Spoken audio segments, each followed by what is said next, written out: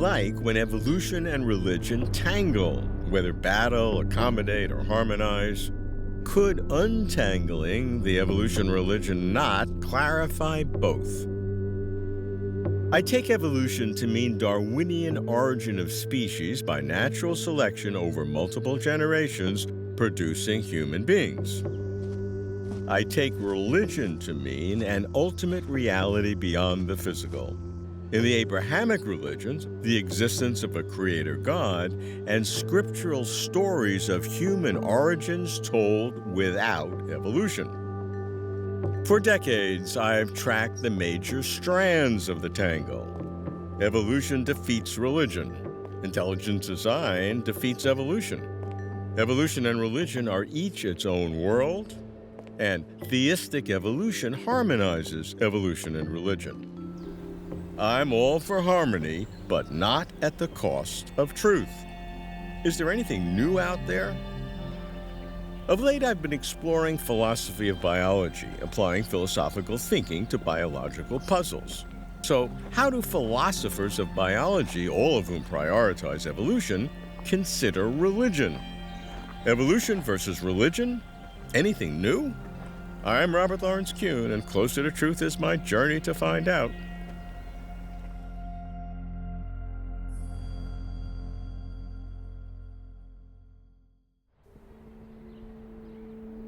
In my search for meaning at different times, at different places, religion and evolution has each loomed large. I've considered each in isolation. I've explored each's claim against the other. I've examined their putative harmony. Atheists have no problem. Evolution-religion tensions is as irrelevant as it is resolved. Evolution is true, God is not. Abrahamic theists have the problem. If evolution, how is God, the creator, and their scriptures inspired? I want to make one thing clear. I do not seek debate among the three beliefs. 1. Evolution is true and God is false. 2. God is true and evolution is false. 3. God is true and evolution is true. It's ground well worn. What I do seek is how philosophers of biology think about evolution and religion. I shall alternate opposing views. I do not start with a neutral observer because I want the tangle. I start with the distinguished evolutionary biologist and incisive atheist, author of The God Delusion, Richard Dawkins. I think supernatural religion is a very interesting scientific theory, which is wrong, but it's profoundly important in the sense that if it were right, it would be a very different kind of world we live in.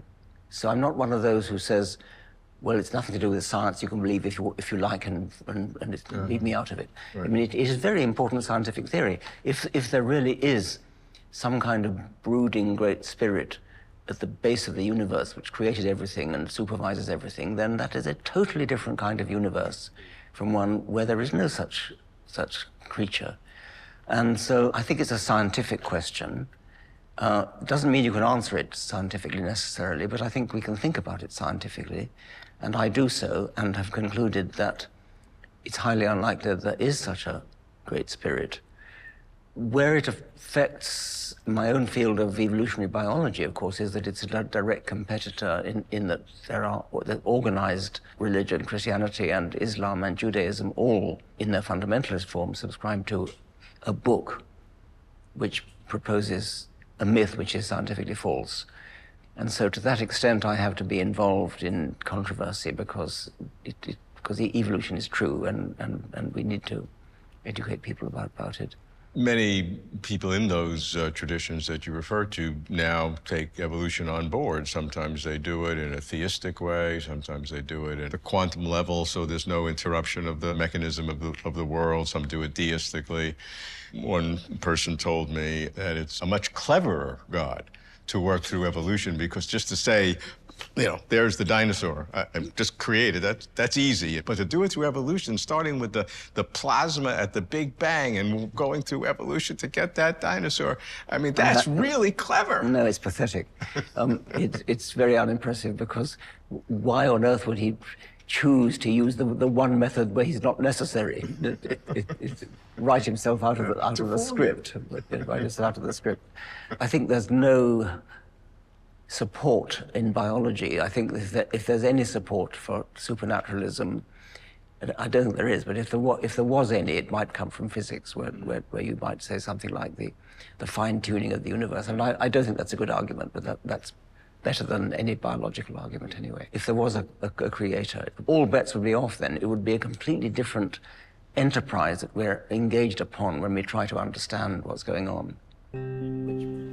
Richard is precise and unequivocal. God is a scientific theory that is wrong. Evolution shows no God is needed. And the results of religion, overall, is negative. No surprise, but I love the clarity. Do all atheists feel the same? I meet a pioneer of philosophy of biology, known for both vigorously opposing creation science and constructively engaging Christian philosophers, Michael Ruse. On the one hand, there's no question but that science and religion can clash, and that evolution and Christianity can clash. If you believe that the Earth is 6,000 years old, that we were created in 6 days, that there was a universal flood. Now, if you're an evolutionist, these are all false. So you can't do the two together. However, anybody who's done any history of Christianity knows that this is not traditional Christianity. St. Augustine, 400 AD, wrestled with this one. And what he said was, the ancient Jews were not sophisticated people like us Romans. That if God had spoken to them in terms of science, they wouldn't have known what the hell he was talking about. So he spoke to them allegorically. Consequently, I've always felt, and I think a lot of people feel, that when you come to something like evolutionary biology, those immediate things of, it can't work because it clashes with 6 days, that's not where more sophisticated thinkers are at, either Christians or Darwinians. So where do you go from there? Now, there are certainly those like Richard Dawkins who want to say, nevertheless, evolutionary theory shows that all the claims about Christianity have to be false and that, it just doesn't work. So for me, the whole question about God and these is the unknown. It doesn't mean to say that God does exist, but for me to say God does not exist, is equally wrong. I personally do not have faith, but for me, having faith is not going to involve you in making claims that science is going to disagree with. Science says, yes, it all started with the Big Bang. What does Christianity, what does religion say? It doesn't say it's quite happy with the Big Bang, but its question is not when did it start like that, but Heidegger's fundamental question in metaphysics, why is there something rather than nothing? And that is not a question that science even addresses. It's not in the paradigm. Michael gives no comfort to evolution deniers, early creationists, intelligent design advocates. That's hardly a shock. But nor does he reject that Christianity could be compatible with evolution. That's a bit of a surprise. I now want a philosopher who does reject any compatibility between evolution and religion, and I know just who he is, a strict reductionist, Alex Rosenberg. We understand perfectly well why there'd be a strong imperative to render the theistic Christian point of view compatible with Darwinism, right? Arguing that God is smart enough, omniscient in fact, that he could have produced the world as we see it and could have employed the mechanism of blind variation and natural selection to produce us. And if he was smart enough to have done it that way, then there's no reason why we biologists or philosophers of biology, thoroughly and completely committed to Darwinism, should think that our commitment to Darwinism prevents us from also accepting at least the intelligibility or the possibility of Christian theism. Now, I think that's wrong. Okay. And I'm going to tell you why. The process of blind variation and natural selection is driven by objective chance. It's driven by the second law of thermodynamics. How do we know this? Evolution is a time asymmetrical process. The fundamental laws of physics are all time symmetrical. You take a video of the balls moving on a billiard table in one direction, you run it backwards, and that's perfectly compatible with the laws of physics all the way down to the Schrödinger wave equation. Right. Evolution as a process is time-directed, it's asymmetrical, and it's therefore driven by the second law of thermodynamics because that's the only time asymmetrical principle in physics. If you're a reductionist like me and you see processes at the higher level are reducible to processes at the lower level. Without remainder. They must ultimately be driven by, especially a time asymmetrical process like evolution on this planet or anywhere else in the universe, must be driven by the second law. And what does the second law say to us? It says that as a matter of objective chance, entropy increases, and it's that same objective chance that operates in the blind variation that produces the substance on which selection, on which the environmental filtration works, that generates adaptation. And in a universe that's governed by an omniscient agent and an omnipotent agent, there's no room for objective chance. How can God, who knows everything, who knows the truth of every proposition that's true and the falsity of every proposition that's false, how can he arrange the universe in accordance with his omniscience and allow that there might be events occurring in the course of the history of the universe that nobody could predict, including the omniscient God? I like Alex. His views are sharp, sophisticated, coherent. He argues that objective chance, based on the second law of thermodynamics, undermines an omnipotent, omniscient God. Of course, there are opposing views and contrary arguments. Some who take Abrahamic religion seriously dismiss the challenges of evolution. They either reject evolution outright, or they espouse theistic evolution. The former strains credulity, the latter requires unpacking. Me, I've taken Abrahamic religion seriously, but I've never minimized the challenges of evolution. That's why I seek a philosopher who both takes religion as ultimate reality and faces up to evolution's challenges. I discuss this with a philosopher of religion and of cognitive science, Helen Cruz. Many people who work in science and religion, they would say there is no challenge of evolution to religion, and it's totally compatible. But I think there is a challenge. First, there is the concept of teleology. So it's very important. Most religious traditions, and particularly the Abrahamic monotheisms, they say that God has a purpose. The reason that we are here, that there are humans, is not that there's some sort of cosmic accident, but that God intended it that way. If you look at the Middle Ages, then the idea is that everything had its own teleology. So, for example, why do acorns turn into oak trees? Well, that is because it is within the teleology of the acorn to become an oak tree. That is its purpose. And that's Aristotle's view. And Aristotle's view was very influential in the history of biology. But then you had the scientific revolution, and one of the things that did was bring in universal covering laws. So with Newton and Galileo, the idea being that there are laws and they apply everywhere. So everything having its own teleology didn't work anymore.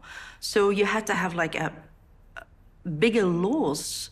So all of a sudden people were wondering, okay, if there are universal laws, then why do we have like incisors for biting and molars for chewing? Like, it doesn't make sense. And then the idea was, well, God intended it that way.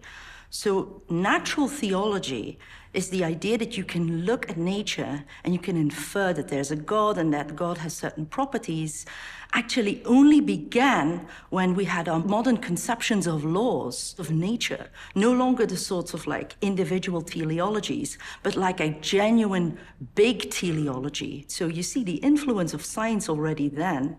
But then you had evolutionary theory, and famously, Darwin and Wallace said that It isn't the case that there is an alternative explanation for all of this. The alternative explanation for God did it is that you have mutations, you have variation, and you have adaptation. And so you have a problem not so much with religion per se, but with a natural theology that became dominant after the scientific revolution. Okay, so as evolutionary theory has developed, teleology, in a sense, has crept back a little bit over the last few decades. That's right, such as a sense that organisms can even affect their environment, and then the environment affects them because they're sort of heading towards a greater complexity. I think that, yes, we are changing the course of evolution. And that, I think, has to be incorporated in natural theological thinking. So we have to get out of like the 18th century sort of like idea about, God is the divine legislator and everything works for a purpose because God has sort of directly ordained it. You could do that. But I think you just have to look at all this new insights about niche construction, construct our own environment and change it. I think that's very important to help us think about teleology in a sophisticated way. Teleology, purpose, is a big deal. Helen has teleology working its magic in two ways, from small individual teleologies or purposes to a grand collective teleology, or purpose with a capital P, and from God making all the decisions to various agents in evolution playing active roles. I see Helen's perspective. If I were a believer, I might go with her. But doesn't all this assume that religion is ultimate reality? So, to turn the evolution religion argument on its head, what does evolution say about the origin of religion? I ask a philosopher of biology who takes on all sorts of pseudoscience, Massimo Pigliucci. Religion is obviously a human invention. It probably does respond to deep psychological needs that humans have for meaning, for survival after death, because consciousness makes us aware of the fact that we're going to be gone one of these days. But in terms of actually being a thing, that we really need to respect some kind of magisterium, as Stephen Jay Gould famously put it, that is separate from that of science. There is no such a thing. The only suggestion one can reasonably make is that science deals with facts and religion deals with morality, ethics. With all due respect to Stephen Gould, where the heck is philosophy there? It's philosophy that deals with ethics, not religion. Religion is certainly can be understood as a subset of one way of doing philosophy and one way of doing ethics. Then we have to ask ourselves, where do we get our ethics? Where is it that our morality comes from? And there I tend to favor a evolutionary. Ethics or morality are concerned with the problem of how do we live in harmony, more or less, with other human beings, which, because we are an intelligent social species, that's a problem we have to solve, right? Let me put it bluntly in terms of the religious positions on evolution. So in the Abrahamic religions, there are three different positions. Well, maybe for early Earth creationists. Number two is an intelligent design movement. A third might be theistic evolution with subtleties that God can only do it at the quantum joints. And the fourth would be a deistic system in which God set it all in motion so it all worked exactly the way we see it. There's no intervention that God had to do, but God was so smart that he put the whole system together so that the gravitation and the various forces would lend itself through this random process to create what we have. It's a reasonable spectrum. Now, I don't see any reason, however, to take any of those positions seriously. They do vary in degree of ridiculousness, if you like. Certainly the in-your-face creationism, the Earth is 12,000 years old or 6,000 years old, et cetera, that is empirically groundless, even not to mention philosophically problematic, incoherent, et cetera, et cetera. Now, if you move toward the other, in the progression that you just outlined, of course, the one that is most difficult to reject is the deist position, right? Sure, if God just exists, created the universe, and then essentially retired, well, the only thing we have to say about it is, why are you even talking about God in the first place? I mean, essentially what you're describing is the universe came into being somehow, because, to put the label God there doesn't actually explain anything. One of the interesting things in philosophy of religion is that sometimes people seem to think that to say God did it is an actual explanation. It's not. It's just a label for our ignorance, so we can do without it. And then if you do without it, all you have is... To Massimo, religion fulfills psychological and social needs, but religion has no basis in ultimate reality. No religious approach to evolution should be taken seriously. I certainly see religion's psychosocial powers, but that in no way negates the possible existence of God, as argued quite apart from religion per se. Is this why some philosophers of biology, experts in evolution, and non-theists themselves accommodate the possible existence of God? I ask a founder of philosophy of biology who put evolutionary theory into philosophical focus, Elliott Sober. I think evolutionary theory, properly understood, is logically consistent with the existence of God. That doesn't mean that God exists. However, there are certain formulations of theism which are inconsistent with evolutionary theory. Young Earth creationism, we have tons of evidence in evolutionary biology that life is almost 4 billion years old on our planet. So those are in conflict, but there are other views about what God did or his characteristics that are not ruled out by evolutionary theory. Like the bare statement that God created the universe is not in conflict with evolutionary theory, which is not about the evolution of the universe. It's about what happened on our planet in the last 4 billion years. One detail I'll add is, I think the theory as we understand it is consistent with the hypothesis, not just that God existed, but that God sometimes intervened in human history. Okay, that's a further claim. That's a kind of interventionist theism. Yeah, and that's a more serious accommodationist. Yes, so I think there's no conflict in that. You say you're not a theist yourself. You're just describing what you think is a logical relationship and the illogic of saying that evolution is a contradiction to various kinds of theistic approaches to evolution, that if God did intervene in the evolutionary process, how would that have happened? I have no idea. I don't believe that it did happen. No, I know you don't believe, but you're an accommodationist to allow that to be true. I say it's left open by the theory. I don't say that it's true. Some would deny that. Some would say it's not open to the theory. Show me the part of the theory that said that could never have happened. So how did God do it? Did God flip a couple of base pairs here and there? I mean, would that be allowed? One way to get this to make sense is to think of God intervening in ways that the science we have now can't reveal. Like what? I don't know. Like I said, I'm not saying that this is the true theory. No, but some would say that there are no ways to do that. That's to say that the theory we have now is not a work in progress, but it's a complete description of reality. Why do people believe that? Well, I mean, I'm happy to say that it's true. The idea that there's no detail, that it's left untouched, that's a much stronger claim. Right. But I think that's what's behind the objection. It's the assumption that the theory is not just true, it's causally complete, that there's no causal action aside from what we can write down now. And it may be causally complete, but I don't think we have any argument that that's true. And so that's the opening.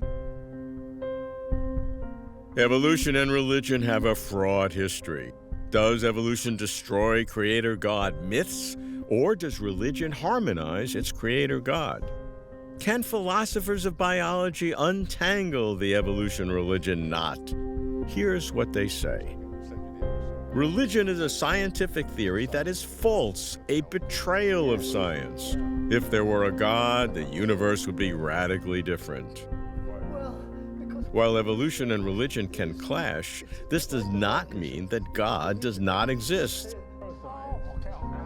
It is not possible for even an all-powerful God to employ blind variation and natural selection to produce us.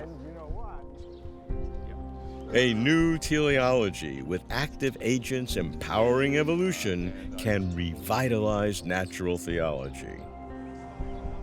Religion is not the equal of science. If religion provides morality and ethics, it is only as a subset of philosophy. Accommodationism is logically required.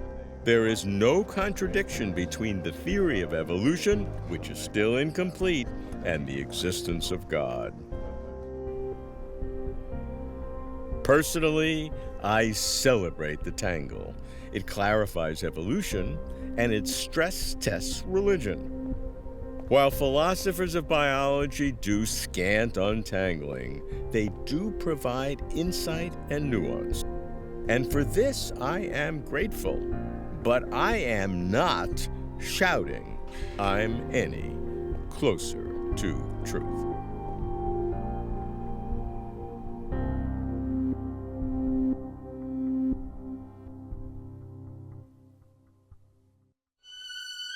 For complete interviews and for further information, please visit closertotruth.com.